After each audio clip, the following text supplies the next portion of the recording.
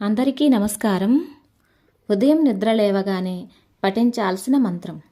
కరాగ్రే వసతే లక్ష్మి, కరమధ్యే సరస్వతి, కరమూలేతు వసతే గౌరీ, ప్రభాతే కరదర్శనం. ఉదయం నిద్ర లేవగానే రెండు అరచేతులను చూస్తూ ఈ మంత్రాన్ని పఠించండి.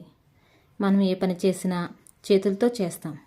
వృత్తి, వ్యాపార, ఉద్యోగ అన్ని పనులు, లావాదేవీలన్నీ చేతులతోటే జరుపుతాం కదా. సంతకాలు పెడుతూ ఉంటాం.